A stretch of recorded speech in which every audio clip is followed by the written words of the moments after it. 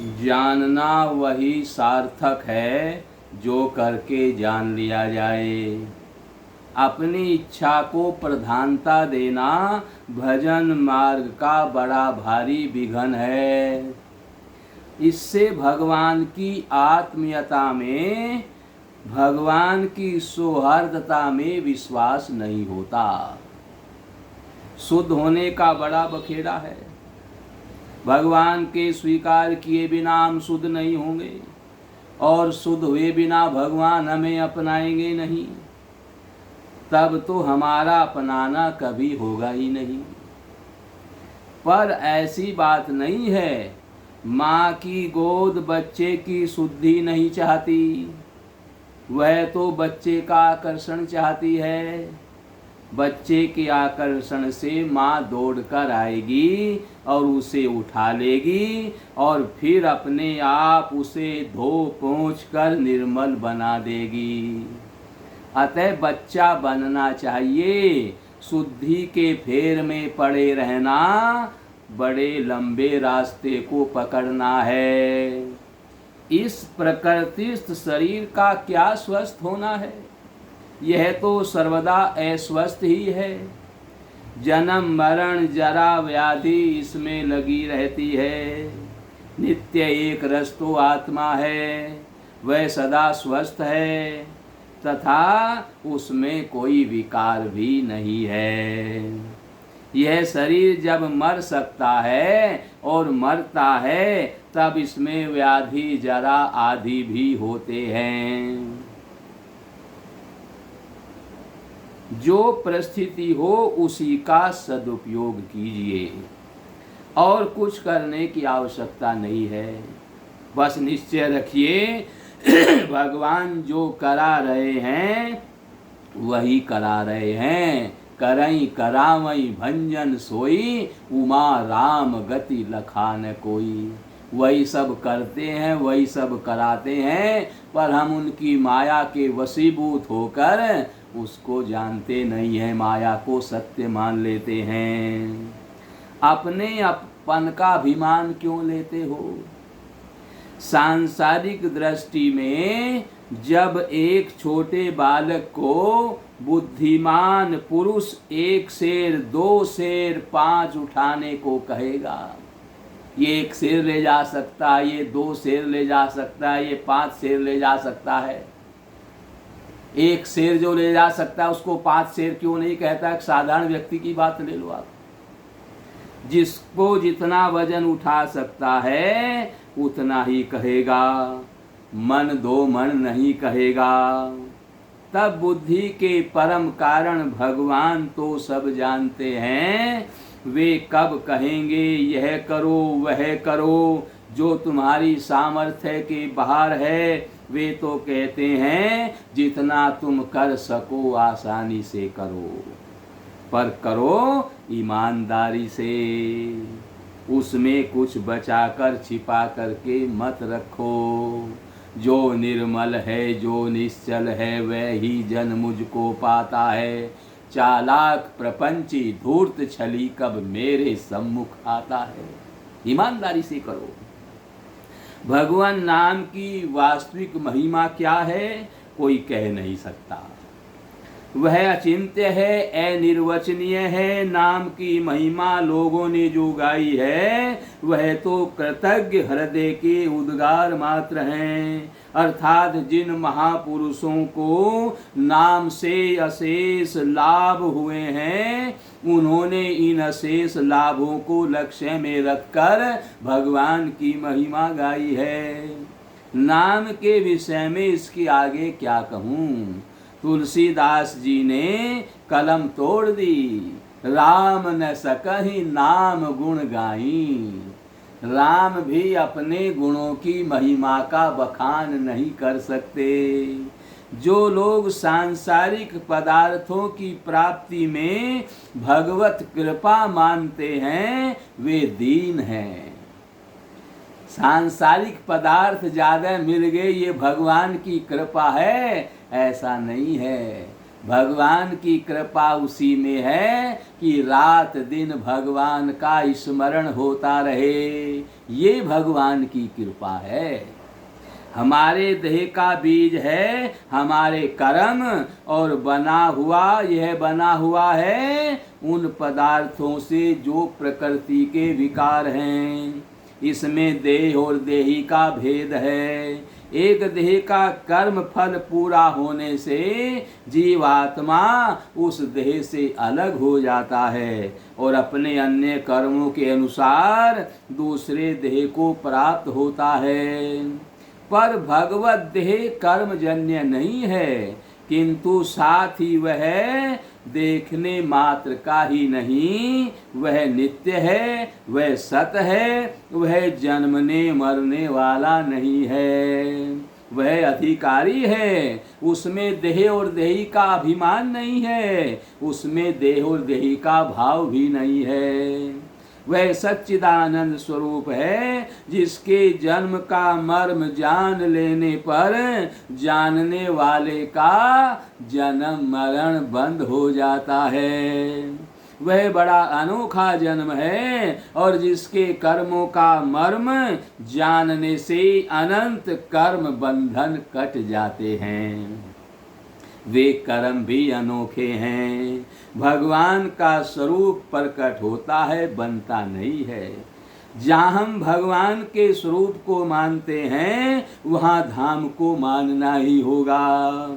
जब स्वरूप नित्य है तो धाम भी नित्य है, अनिर्वचनीय है। उसका रहस्य भी उतना ही गुप्त है जितना कि नाम का और स्वरूप का होता है।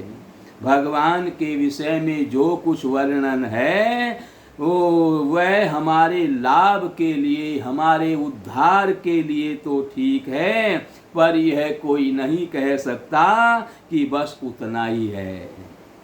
भगवान की कृपा होने पर उनका उतना रहस्य जितना वे चाहते हैं भक्त के सामने प्रकट होता है। भगवान को जिसने जान लिया उसके बाद वह भगवान में प्रवेश कर गया। भगवान के साथ उसका ऐसा ऐक्य हो गया कि वह फिर पृथ्वी पर लौट करके नहीं आता है, बता तक नहीं सकता है। भगवान ऐसे हैं, भगवान का प्रभाव ऐसा है, ये बता तक नहीं सकता। लौकिक जेल खानों की भांति नरक में पाप नहीं बनते। वहाँ पाप फल भोग होता है। जो पाप किया है बस उसको भोगने के लिए है और कोई पाप वहाँ नहीं होता। पिछला जो पाप है वही भोगने के लिए नरक है, नवीन पाप वहाँ नहीं होता है। नरक के प्राणी अपने किए पर पछताते हैं और आगे वैसा न करने की प्रतिज्ञा करते हैं। शुद्ध भावों का, शुद्ध विचारों का, शुद्ध कर्मों का आधार है भगवत भाव। भगवत भाव मूल है और वे सारे उसके शाखा स्वरूप हैं, पल्लव स्थानीय हैं। बिना भगवत भाव के शुद्ध विचार मन में कभी टिक नहीं सकते। असली जप, असली पाठ वही है जिसमें चित्त तदाकार हो जाए। मन में यदि भोग है तो मंदिर में जाकर भी हम भोगों को ही पूजेंगे। वहाँ जाकर हम केवल देखेंगे भगवान के क्या गहना है, कैसी पोशाक पहने हुए हैं, क्या कब छूटे बिना निर्भरता होती ही नहीं। पर इसका यह अर्थ कदापि नहीं है कि हम आलसी बन जाएं। आलस्य तो तमोगुण है और निर्भरता सत्व गुण का विशिष्ट स्वरूप है। निर्भर भक्ति में कुछ करना नहीं पड़ता, बस केवल निर्भरता को अपने जीवन में उतारना पड़ता है। इस भक्ति में हमारे सामने आदर्श हैं शिशु, बच्चा, छोटा बच्चा माँ की मार से बचने के लिए भी माँ की ही गोदी में घुसता है। जो इस प्रकार निर्भर है भगवान पर, वह वास्तविक निर्भर है। शरणागति बिना निर्भरता के नहीं हो सकती। कोई साधन, कोई विवेक, कोई कार्य शरणागति में अपने पास न रह जाए। शरणागत सब बातों से मुक्त है, पर है वह परतंत्र, अपने स्वामी का सदा सेवक। उसने अपने आप को अपने स्वामी के हाथों बेच दिया है और इस भगवत परतंत्रता को वह किसी वस्तु की एवज में किसी भी मूल्य पर बेचना नहीं चाहता। यह अपने इस पारतंत्र को बहुत ही उत्तम वस्तु मानता है। उसे वह निरंतर चाहता रहता है। भगवान की आवश्यकता बढ़ने से भगवान का प्रेम प्राप्त होता है। जितनी आवश्यकता बढ़ेगी उतनी ही साधना होगी। यह सिद्धांत है, इसको कोई काट नहीं सकता।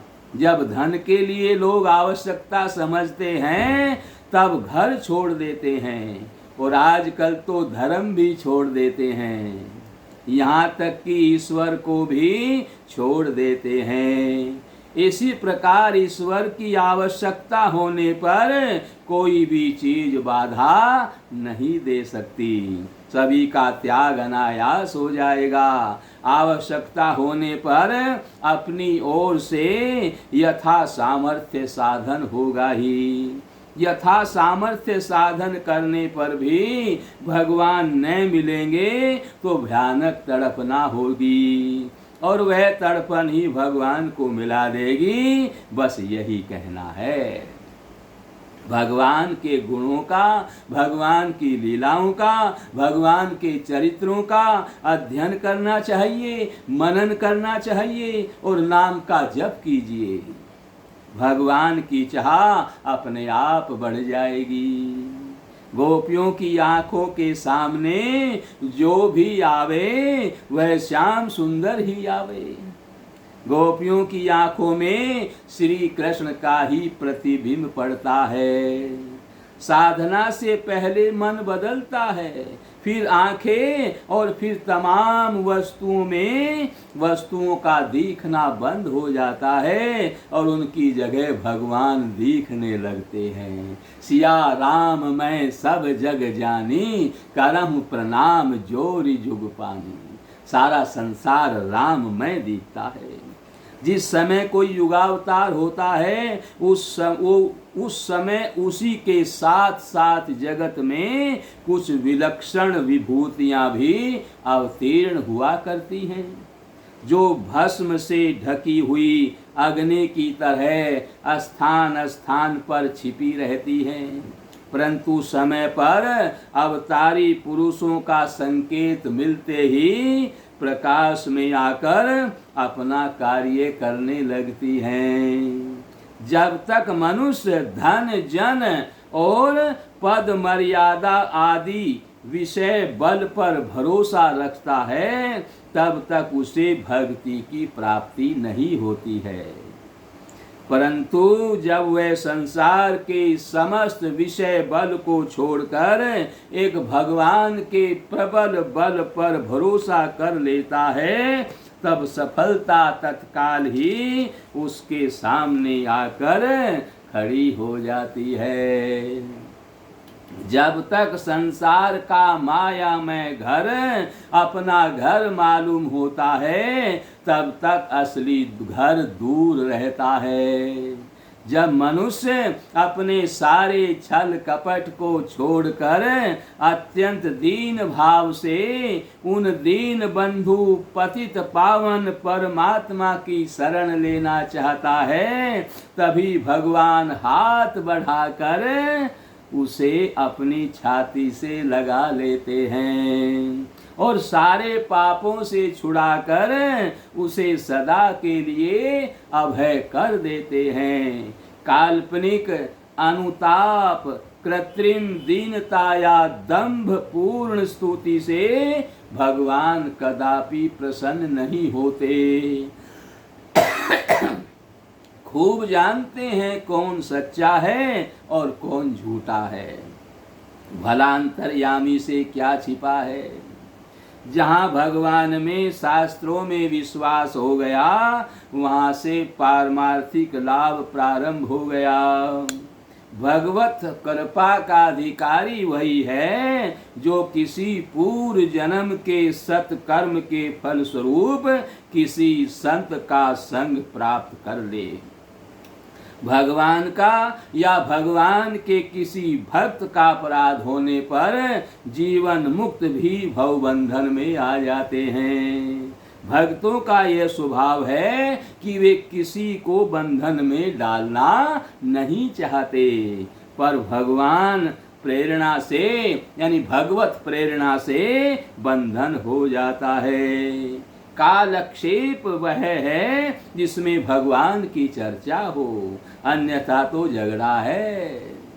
नित्य सिद्धा प्रेम की प्रतिमूर्ति है यशोदा मैया। यशोदा मैया नित्य जननी है और श्री कृष्ण की, और श्री कृष्ण नित्य पुत्र हैं यशोदा के। नित्य पुत्र हैं यशोदा मैया के। यशोदा मैया वात्स्य प्रेम में ही घनीभूत मूर्ति है। वात्स्य प्रेम की ही घनीभूत मूर्ति यशोदा मैया है, और उनमें और चीज है ही नहीं। श्री कृष्ण को पुत्र रूप में प्यार करना तो यशोदा का अज्ञान है। इस प्रेम से जब ज्ञान प्राप्त होगा तभी तो उन्हें भगवत प्राप्ति होगी नहीं। तभी तो होगी ना भगवत प्राप्ति जब ज्ञान प्राप्त होगा। तो उत्तर में बताते हैं, जो ज्ञान भगवान को अलग रखे, जो ज्ञान भगवान को अगोचर बताकर उन्हें नए देखने दे, जो ज्ञान भगवान को नए सुनने दे, जो ज्ञान नए स्पर्श करने दे, वह ज्ञान अच्छा कि यशोदा का यह अज्ञान अच्छा। जिसने भगवान को प्राकृत बालक की भांति पकड़ रखा है, जगत भगवान के पीछे चलता है, पर भगवान यशोदा मैया के पीछे चलते हैं। भगवान जिन बैरियों को मारते हैं उनको सुगति देते हैं। भगवान कितने दयालु हैं, मारकर भी तारते हैं, तारने के लिए ही मारते हैं। भगवान को पूर्ण रूप से अनुभव करना शुद्ध प्रेमी रागात्मक भक्तों के लिए ही संभव है। जीव का स्वरूप, जीव की मुक्ति प्राप्ति कभी किसी के प्रत्यक्ष नहीं होती, यह सिद्धांत है। किंतु यदि सिद्धांत के अनुसार अदृश्य जीव चैतन्य अदृश्य सच्चिदानंद घन तत्व में लीन हो जाए तो यह धारणा कैसे होगी कि श्री कृष्ण साक्षात ब्रह्मत्व हैं, ब्रह्म तत्व हैं साक्षात्कार।